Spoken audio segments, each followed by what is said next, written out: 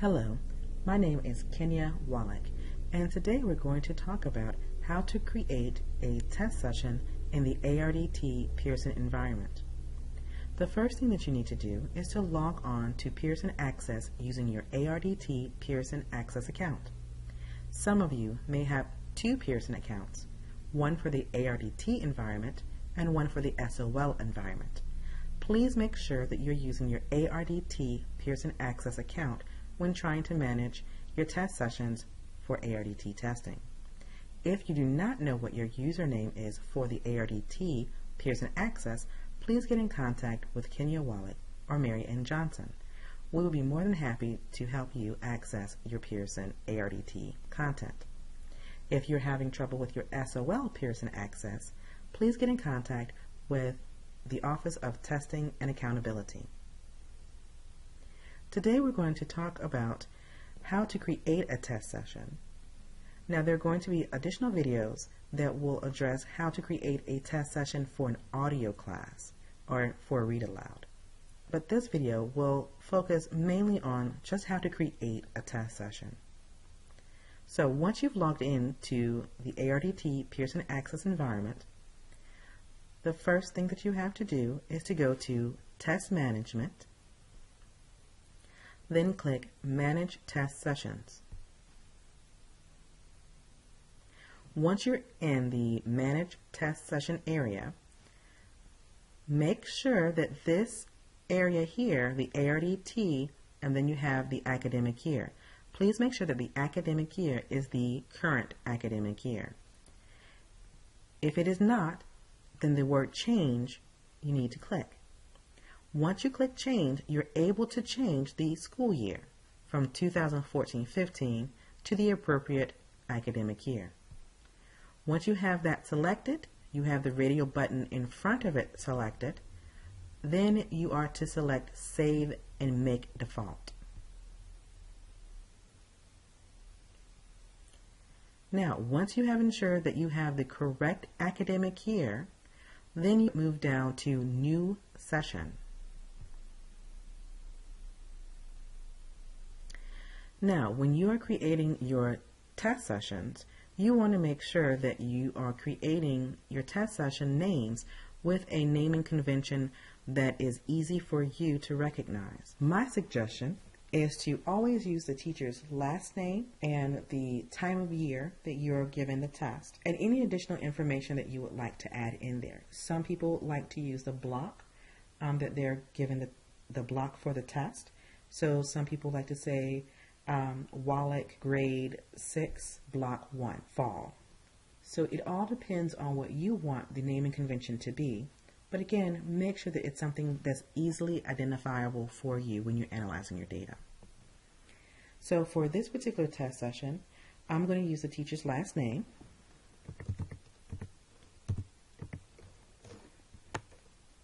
So I have the teacher's last name, the grade level, and spring. And I'm going to put the number 1.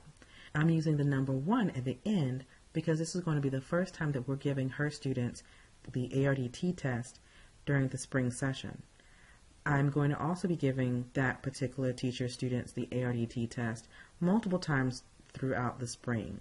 So that's why I'm using the number 1. Now I could say block 1 and have it separated that way. However, for this particular test session, I'm going to put all of this one teacher's students into that test session. After I do that, I ensure that the school name is correct. Then I move on to context. Context tells the system whether or not you're going to be giving a computer adaptive test, a CAT test, or a strand test.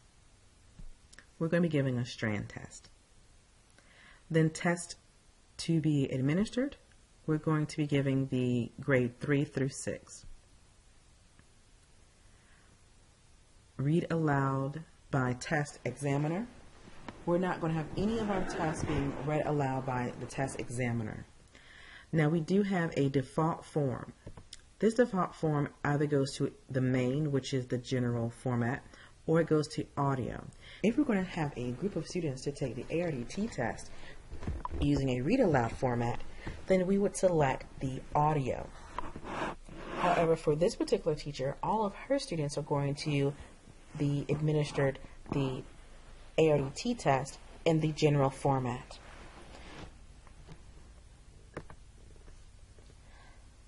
Next, I go to scheduled test date.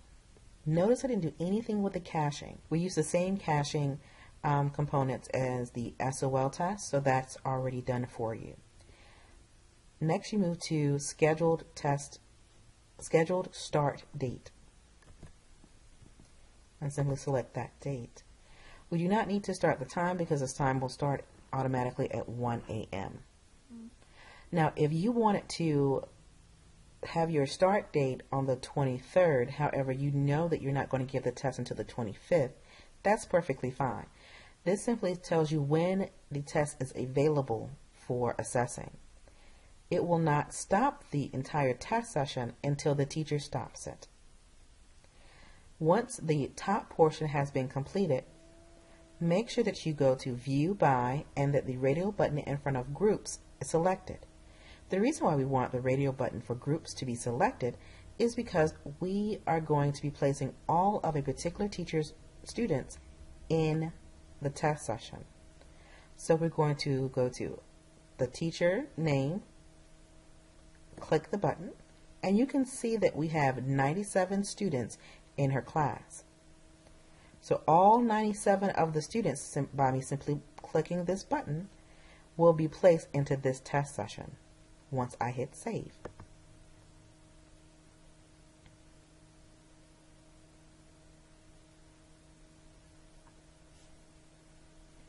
I go to test session, and now you can see I have 97 students in this one test session, and they're all ready to be tested on the 23rd of March. Now, before the students go into the computer lab to take the test, please make sure that you print out the test ticket for each student. The test tickets are located here under Authorizations. So click Authorizations, click Authorizations, then Student Authorizations, and that provides you with a PDF of every student, all 97 students, test tickets, and you can hit print and it will print out them for each individual student.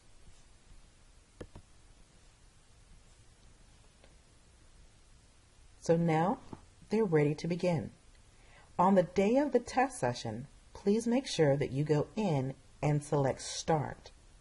You want to make sure that you start the test once all students have completed the test. Then you want to hit the Stop button that will replace the Start. Once you start, it's going to be replaced with the word Stop. Once all students have completed testing, please make sure that you hit the Stop button. If you have students that are located in this test session that did not complete, but you would like to test at a later date, you can move these students out of the test session and into a new test session, and have those students take the test at a later date. Again, remember, as long as you do not hit stop, the test session remains open. So if you want to leave the test session open for a week to allow for makeups to still be filtered into the same test session, you can. The only time you want to move students out of this test session into a new group for makeups is when the student has been absent for more than a week. Now students and teachers are ready to go. If you have any questions about how to do this, please let me know. Have a great day.